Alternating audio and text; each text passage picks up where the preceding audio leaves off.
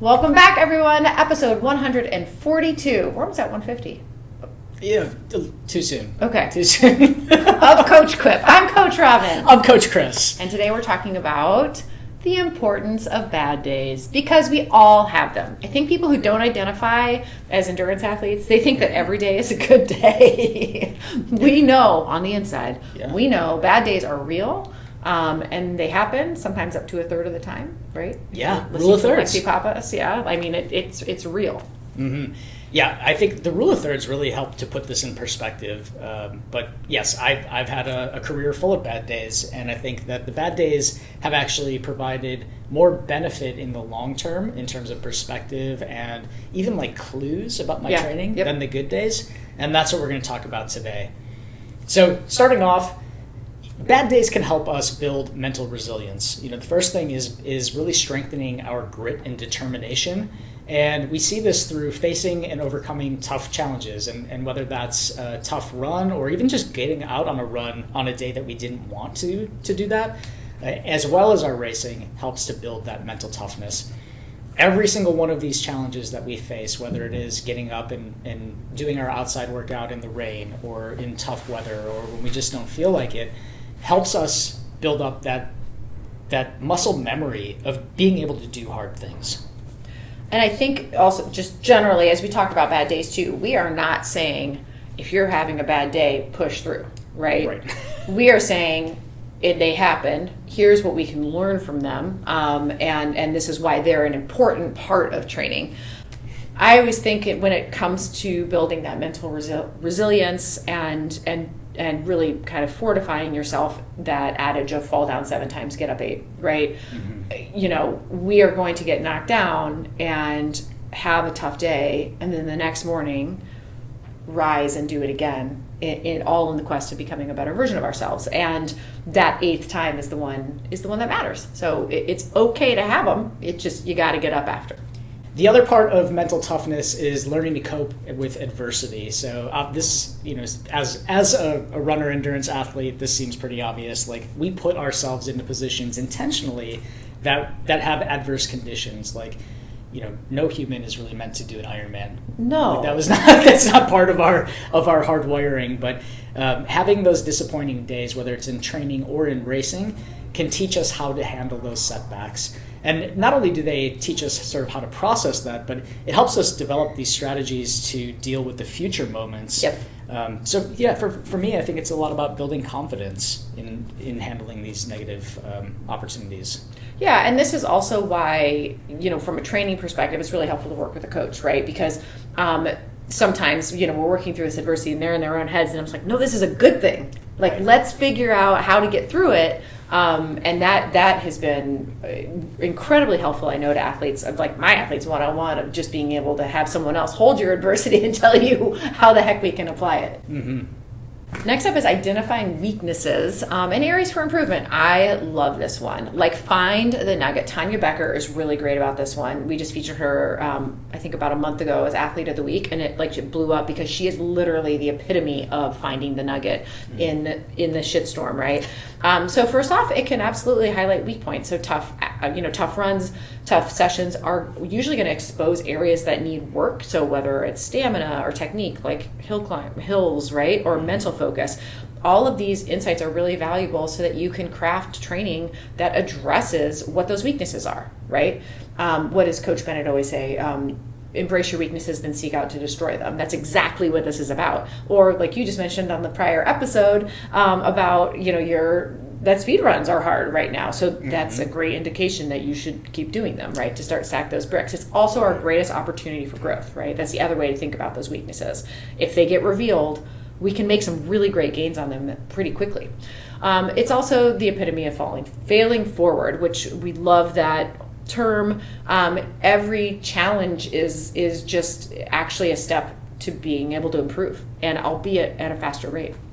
The other way that we can identify those areas for improvement is encouraging some really honest self-assessment. So you're going to have to look in the mirror and you're going to have to evaluate your performance honestly. Like, did you give up mentally? Do you need to do more heat training? What is it? That self-assessment can really allow for some amazing changes in your training, your nutrition, your recovery strategies. I know with my female athletes, a lot of times, where they are in their cycle and how we're going to, optimize their training and their racing. All of those allow for continuous improvement. And that is the whole point of all of this, right? Is to identify how we can get better.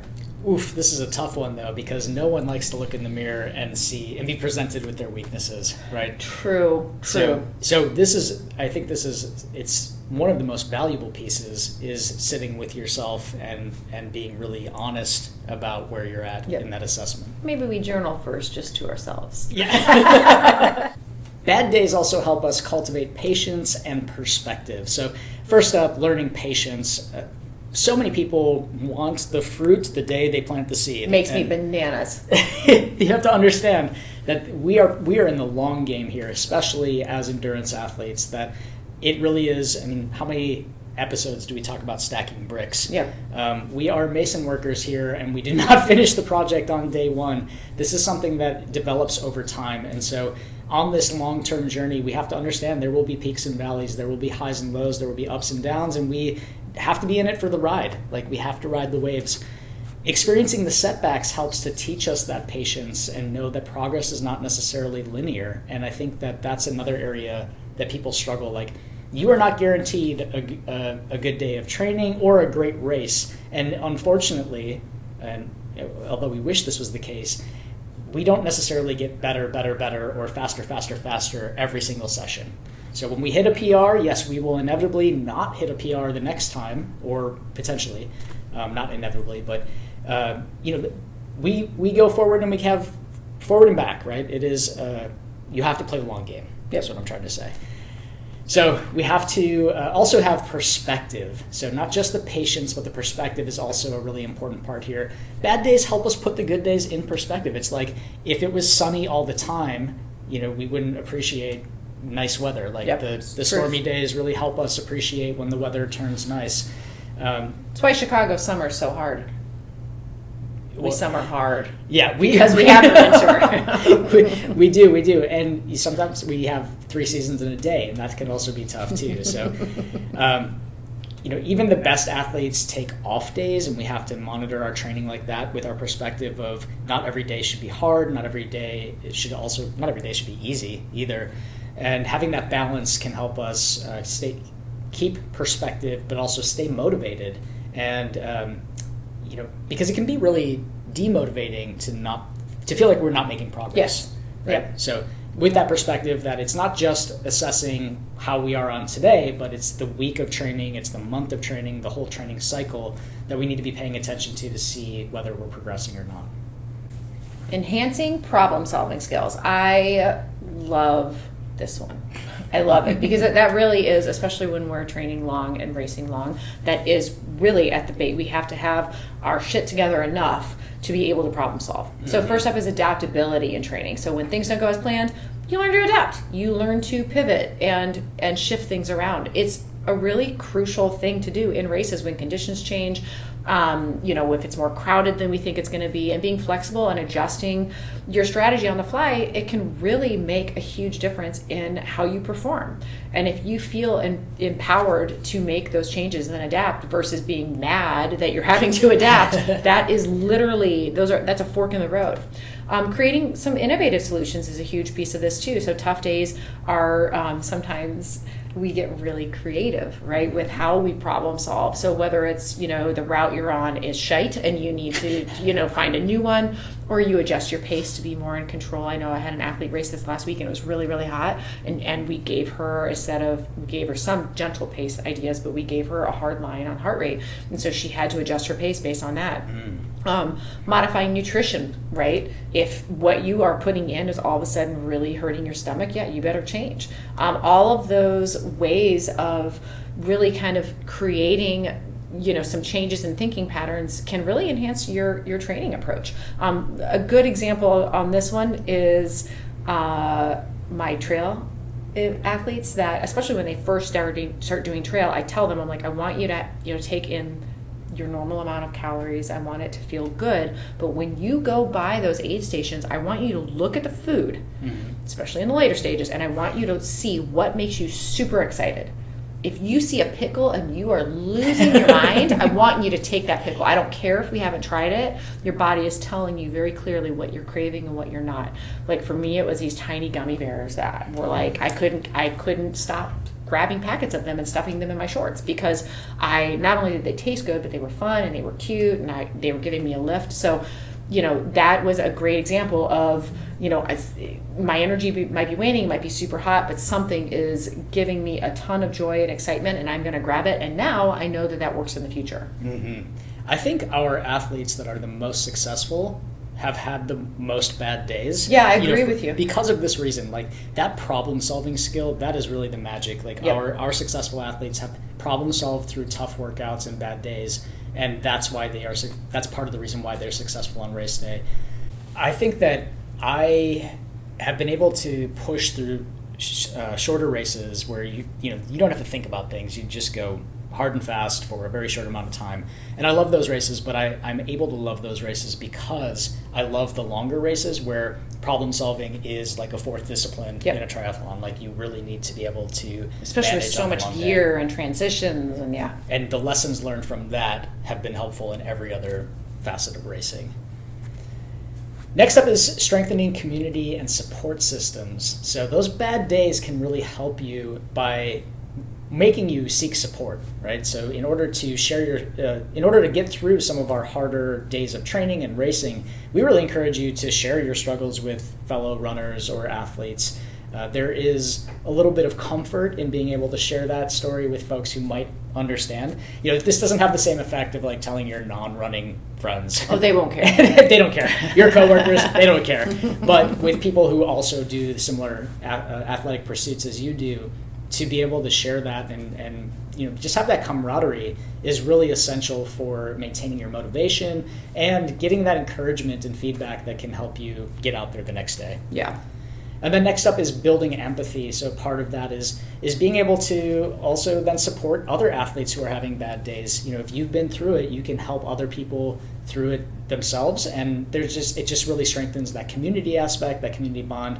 And we know that community support is essential not only in positive mental health for athletes, but also in terms of recovery as well. So lots of benefits in sharing what you're going through with other people. I think the empathy piece is really important, and I'm putting a pin in it. Mm-hmm. When we talk about as coaches how we manage these bad days, don't come at a coach with an entitlement that you're supposed to have all of your performances, your training, and your racing. You are not entitled to a perfect performance. Hands down. We started this whole episode talking about the rule of thirds, which is that a third of your days are going to be terrible, a third of them are going to be okay, and a third of them are going to be great. So you need to go into it knowing that you got a third of them that are going to be crap. Mm-hmm. But the empathy is built around the fact that we have been there as well, and that we're not saying that they don't happen, right? And if you can embrace that is going to happen, you can connect with a coach, you can connect with others more readily versus, as Coach Shauna would say, being on the wambulance and, feeling like that shouldn't happen. It should. And the beauty of that empathetic response is because it is a bonding moment. It is not that we're entitled to the good stuff.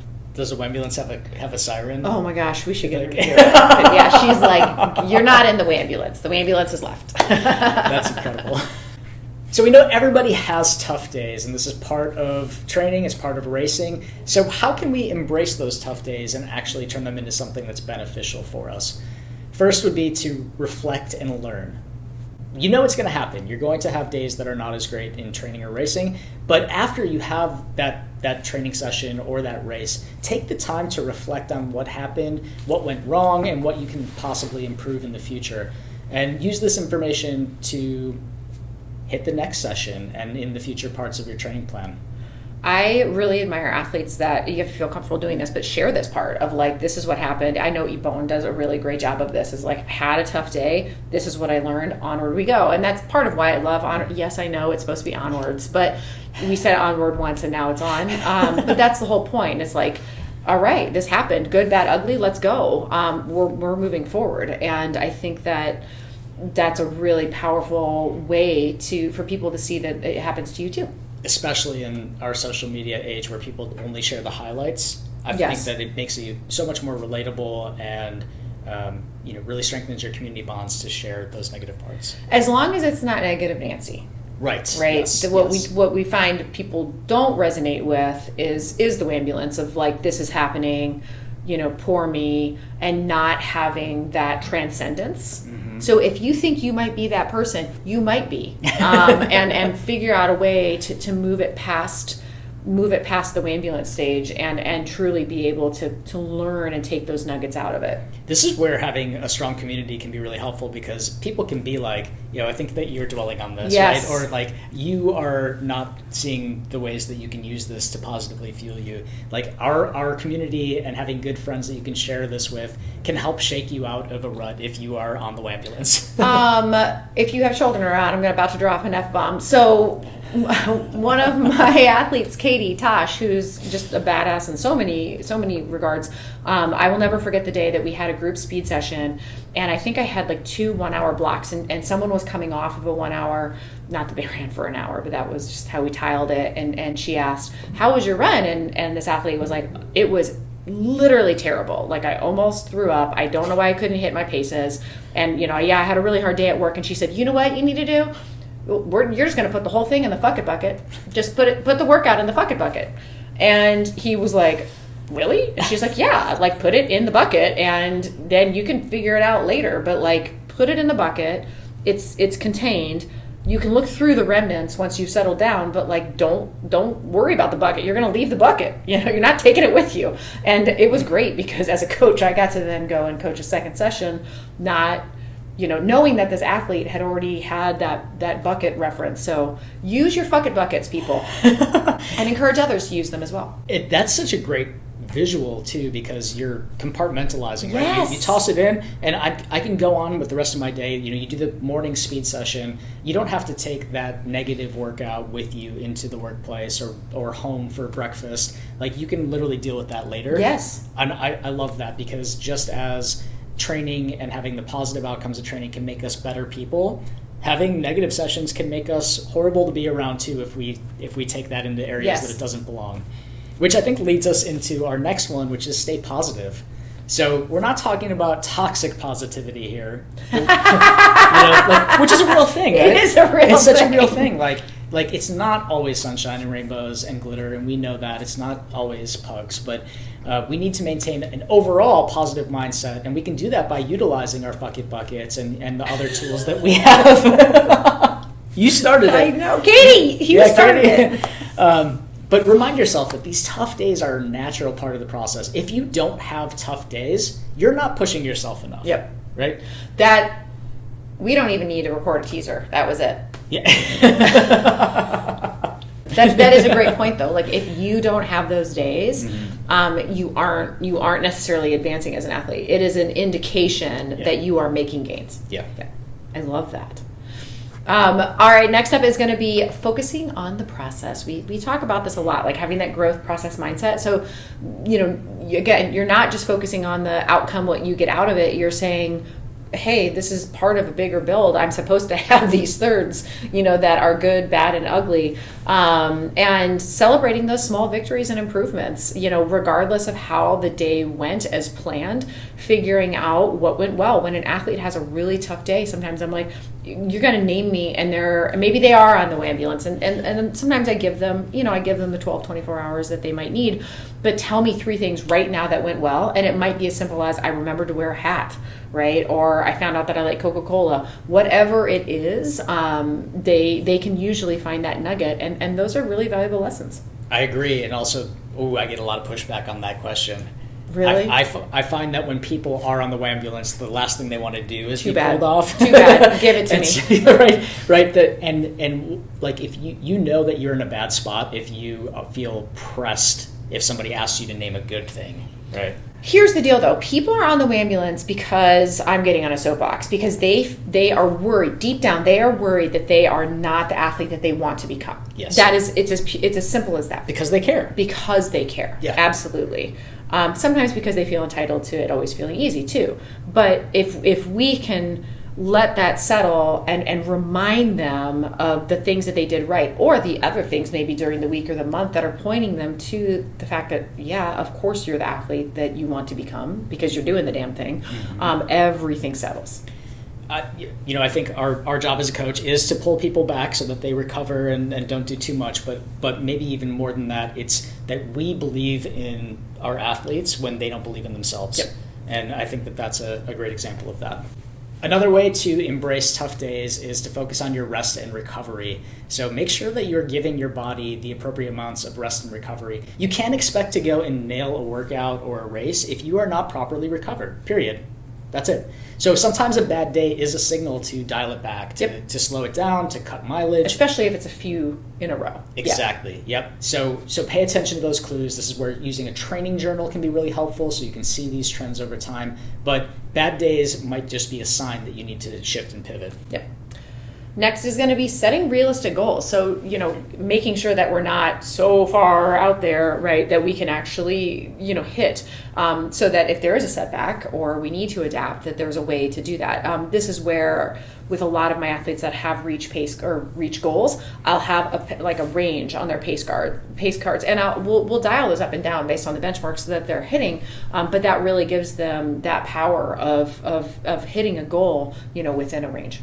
Ranges are great. Huge. I've started moving to ranges for some of my athletes, and it's been really beneficial. All right, recapping it up. So bad training days, they are the third that you're entitled to. Disappointing races, tough training days, all of that. They're not obstacles, they're opportunities for you to grow. And they are an indication that you are growing as an athlete. They build resilience. They show you areas for improvement. They definitely foster, a deeper commitment and understanding for your running journey and your community. And we challenge you to embrace them. You can totally become a more robust, resilient, ultimately better athlete by listening to them and growing from them. And remember that every step, whether it's easy or whether it's kind of or whether it's tough, those are all steps forward. So go out there, have a horrible day, and we will see you next time. Thanks for listening to Coach Quip. Original music performed by Mend. Follow us online on Instagram, Facebook, and Twitter at Edge Athlete Lounge. Our podcast lives in the blog section of our website. Don't forget to subscribe, rate, and review this podcast, and you can check out the show notes for additional ways to contact us. Ready, set, onward we go.